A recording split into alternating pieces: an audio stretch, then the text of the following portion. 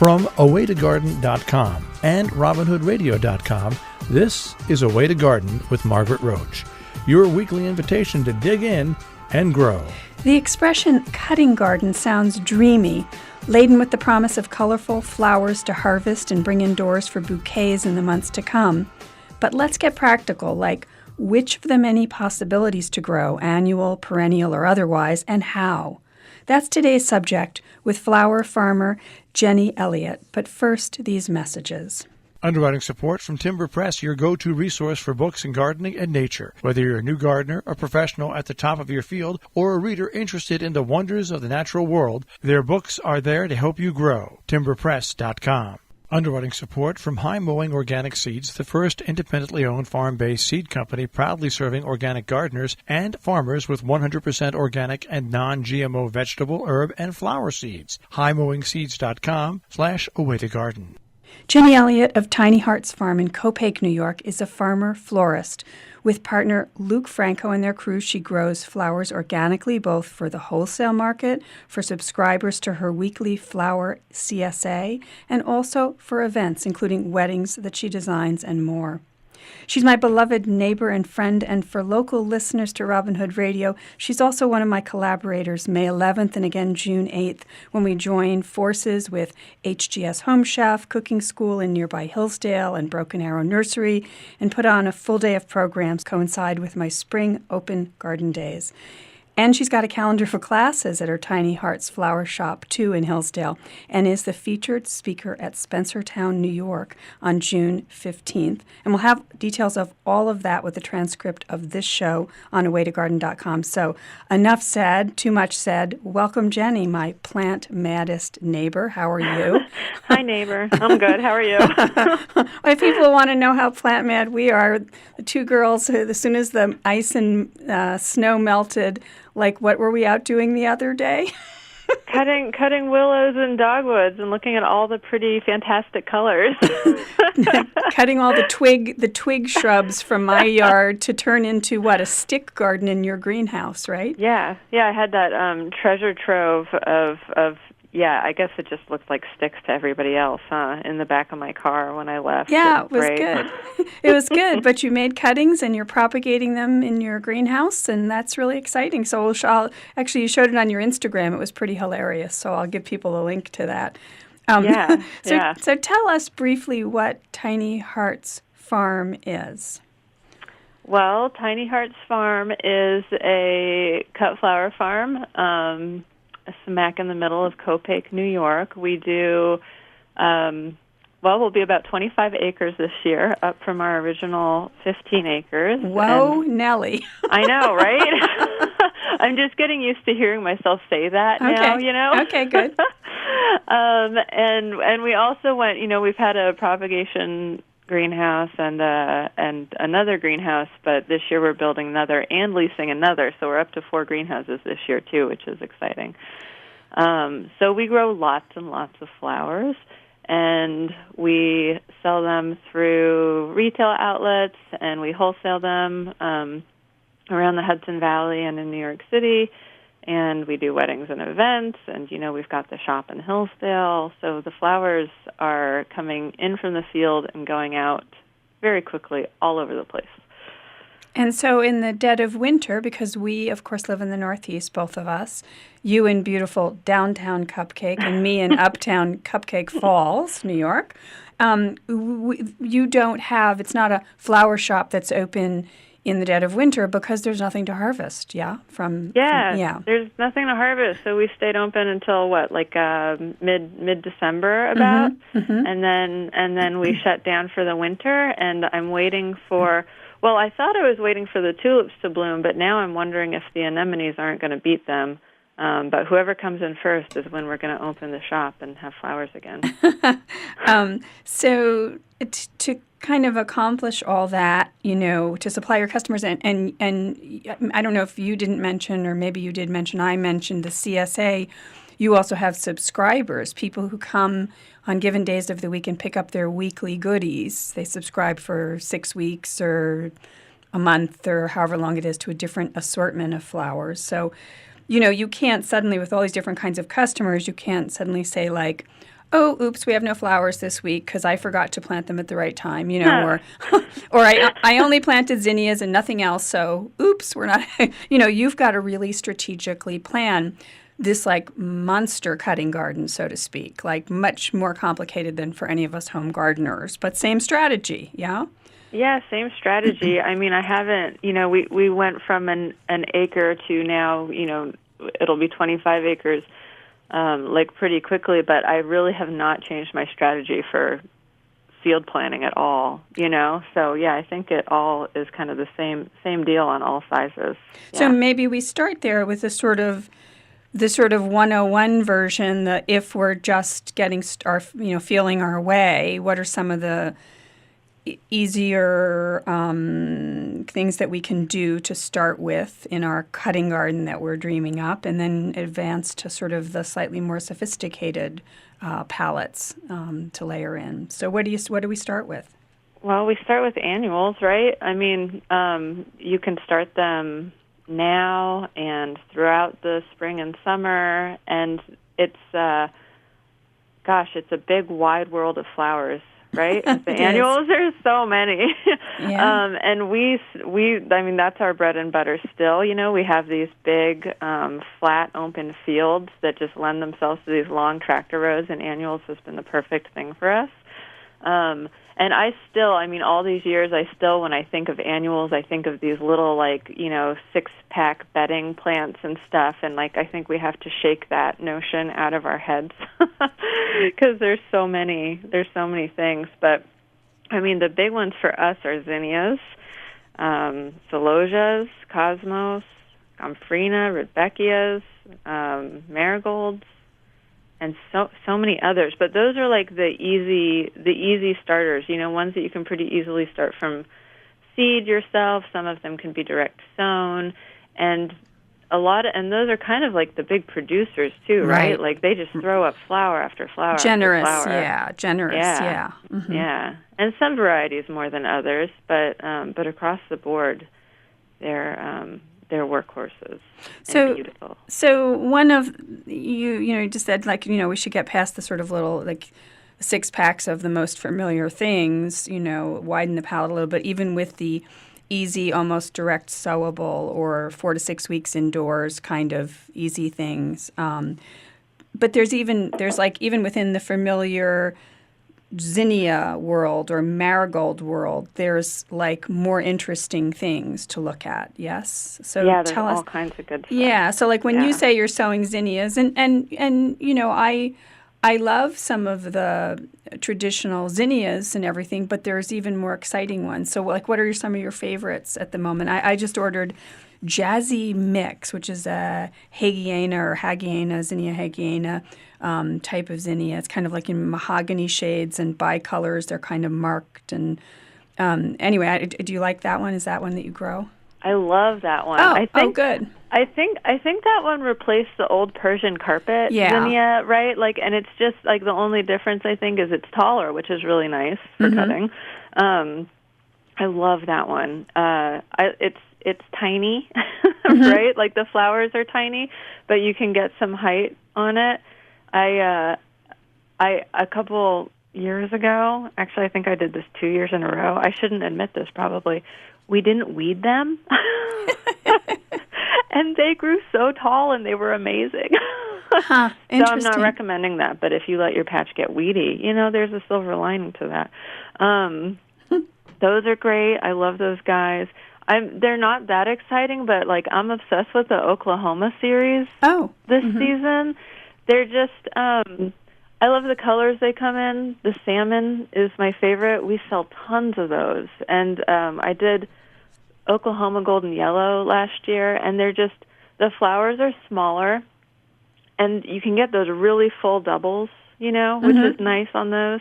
And gosh, they're just tall. They're more mildew resistant than the Benneries, which is supposedly mildew resistant, not in my field. Right. And the great thing, and the Benneries, I mean, I don't have the same mass production going on. So, what I love is that you can get the single colors like you're talking about with the Oklahoma salmon. I can get the Bennery, just the chartreusey sort of green, or just the orange, if that's all I want. Yeah, right, yeah, right. Yeah, right, because there's some, like this, there's Salmon Rose, the Bennery's giant, Yeah. like that's a beautiful one, but Yeah. then there's also 5 colors of different shades of red. I don't know who needs all those, but it's nice to be able to choose. yeah. So you can get single color strains. So those are some zinnias that you have been liking. Yeah. I love marigolds. And I think when I first met you, 5 years ago or 6 years ago? How many years ago is it now? 5? I don't know. 5, something like that. Something like that. And I said to you, I know this person who has been breeding or selecting marigolds for a long time, and they have these crazy marigolds. And I think you have sort of waded through that collection. Do you have any marigolds to recommend? I do. So we do grow a lot of just like the big, tall African marigolds. Sure. I think we do the Jedi series, yellow and gold. But the best ones are from peace seedlings, which you turned me on to. Yeah. And my favorite ones there are for seasons now is Sparkler. Oh. Which they're small flowers. They're just so charming. And they're tall. I mean, like they can get shoulder height like a hedge.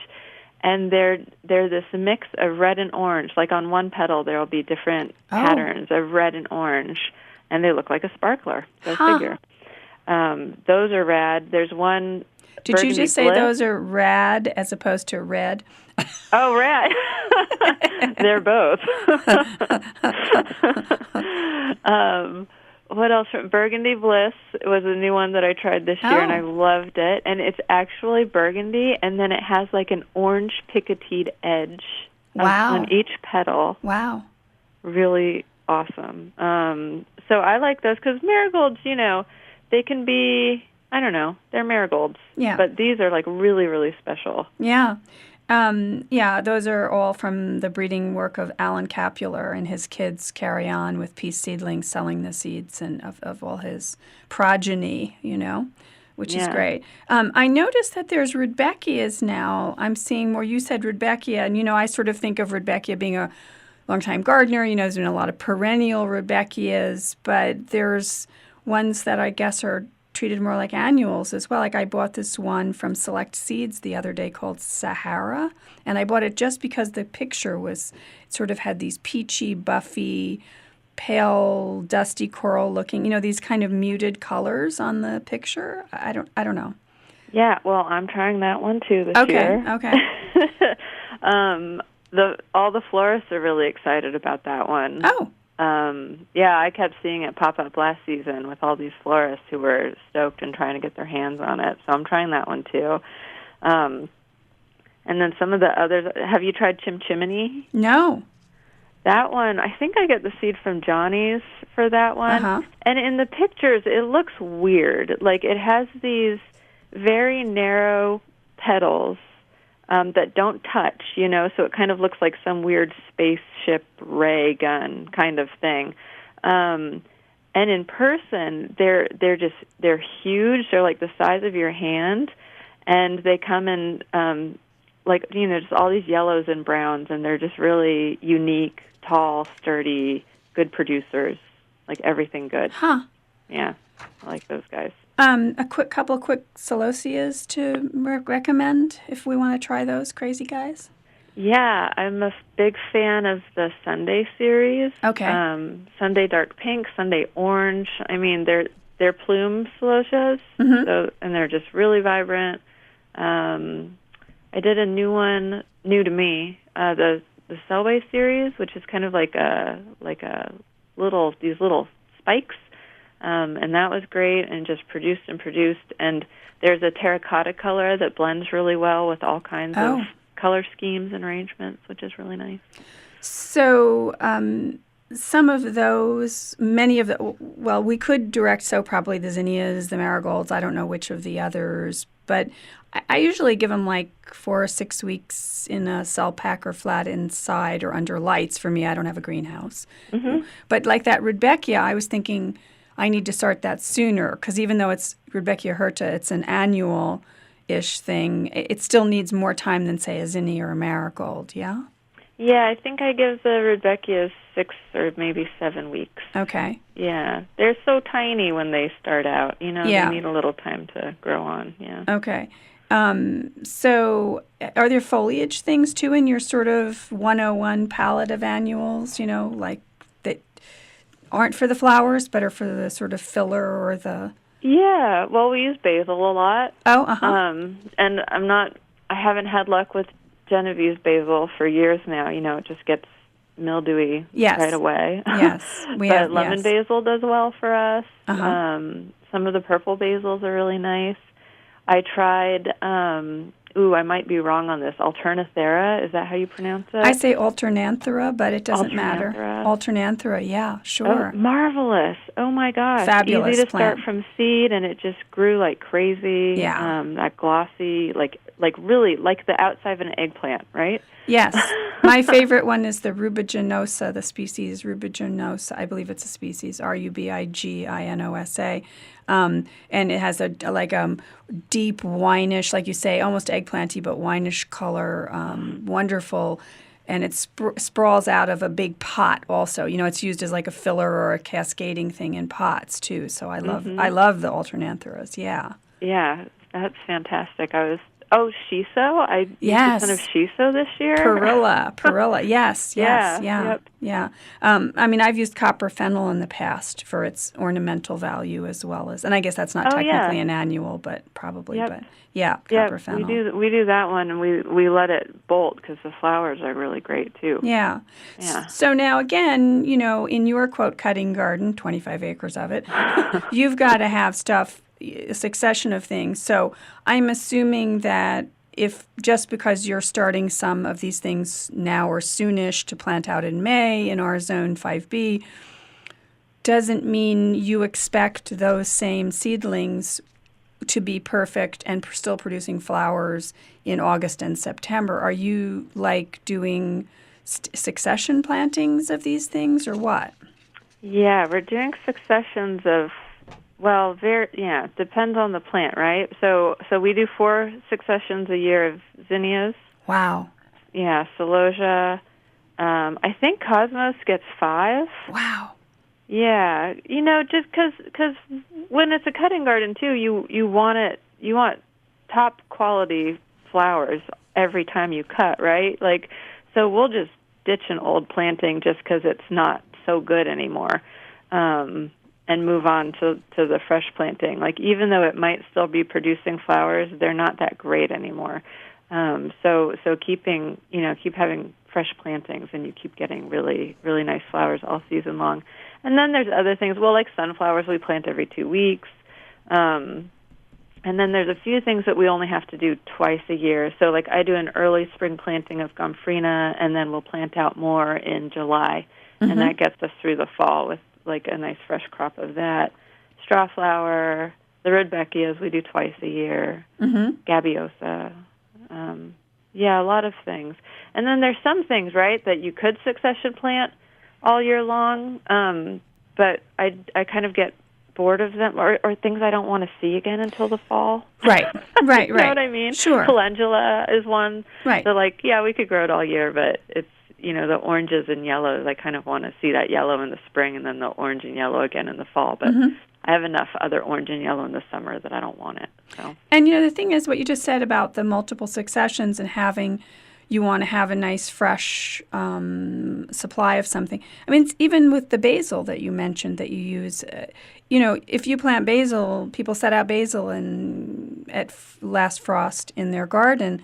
And then, it turns into this gangly, almost woody, shrubby thing and is flowering like mad, and people keep pinching the flowers. But really, it would be better to have a couple of successions of basil, too, from a culinary point of view. Do you know what I mean?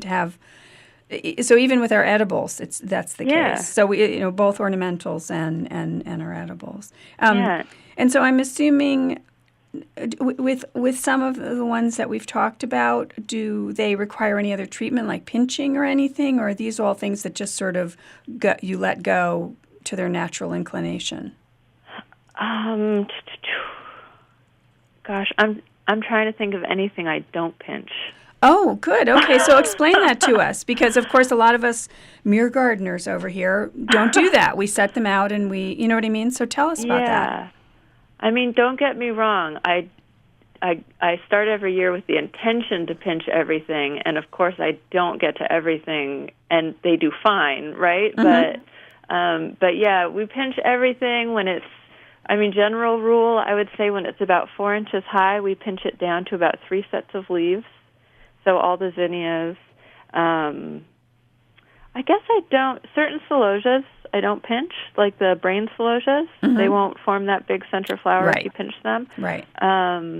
Cosmos does much better pinched. Just about everything. Yeah, so you pinch it down, and it seems really harsh and scary and like you're killing your plant. And all that it does is lets you get more taller flowers. So you're really doing a good thing. So let's spend our last few minutes talking about what else besides annual, sort of the 201 version, the more advanced class. Obviously you start your season with things like bulbs, tulips that you have planted the year before, the fall before, things like that. So we can put bulbs into our assortment. You have dahlias in the fall, late summer and fall, and those are tender bulbs. But are there perennials in the assortment as well, or biennials or anything else? Yeah, all of the above. Yeah, I think that the next easiest thing to do, is that, fall is going to be here before we know it, right? Don't say that. I know. It's true, though. I'll buy my tulip bulbs in a few months, So that's an easy one to plant, is planting tulips and fall-planted bulbs for the following spring. And we'll also be starting seeds for the biennials in a month or two, really. I try to get them planted out in the summer so that they have nice roots, so that they can be held through the winter on nice sturdy plants. A couple of examples, yeah. Yeah, Sweet William, carnations. We do the little heirloom French carnations, foxgloves, quaking grass, which I'm obsessed with. Luke hates it. I love it. Now, when you say quaking grass, is it calamagrass? I don't know what it is. Well, that's not what I mean. Is it? Oh gosh, I don't know the grass names. Flattened like northern sea oats? It kind of is. It's rounder, and you shake it, and it sounds like a rattlesnake. I grew up in California. It grows wild all over the place where I grew up. I'll look it up. Yeah, Brisa. Oh, sure, okay. Brisa maxima, right? Okay. I do know that grass name. Yeah. Good. Right. So those are the guys, and then again in the fall, this is super climate dependent, even microclimate dependent, whether you can get hardy annuals to overwinter here where we are, right? So I can get Centaurea and Nigella pretty regularly to overwinter, so I'll seed it in September, and then it'll bloom the following spring outdoors. But some of the other things, larkspur, I don't know, what else, a few things, but they just don't make it here. Bells of Ireland, things like that.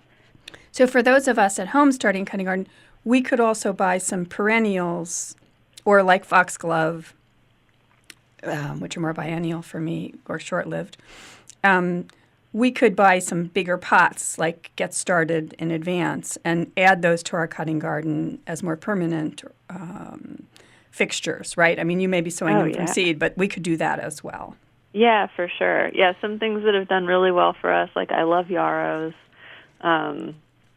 We have this tremendous bed of echinops that I use love crazy. Them. Yeah. Love it. So good. They're very short-lived in a vase, but I wouldn't do without them. Oriental poppies, I adore. So, Jenny Elliott from Tiny Hearts Farm, I want to be sure to have the last couple of seconds here to just tell people May 11th and again June 8th, we're going to be having classes and open garden and all kinds of other things going on. I'll give the details with the transcript. Plus at tinyheartsfarm.com, you have other classes going on, including, I think, April 14th in Hillsdale, you're doing cutting garden, a whole class on it, I believe, yes? Yep, on planning. And, planning and planting one. And Spencertown Academy in Spencertown, New York, June 15th. And again, all the details with the transcript. I'm so glad to speak to you, and thank you so much. And I'll see you around the neighborhood when we can go out taking some more cuttings. Yeah, I can't wait. Okay. Thanks, all right. Margaret. Talk to you later. All right, bye. Bye. Underwriting support from High Mowing Organic Seeds, the first independently owned farm-based seed company proudly serving organic gardeners and farmers with 100% organic and non-GMO vegetable, herb, and flower seeds. HighMowingSeeds.com/awaytogarden. Underwriting support from Timber Press, your go-to resource for books in gardening and nature. Whether you're a new gardener, a professional at the top of your field, or a reader interested in the wonders of the natural world, their books are there to help you grow. TimberPress.com. And I hope I'll talk to all of you again soon, too. Now, don't miss an episode. You can subscribe free to the podcast version on Stitcher or iTunes or on Spotify. And find me anytime at awaytogarden.com or facebook.com/awaytogarden. And happy gardening meantime. Away to Garden with Margaret Roach is a joint production of awaytogarden.com and the smallest NPR station in the nation, Robin Hood Radio.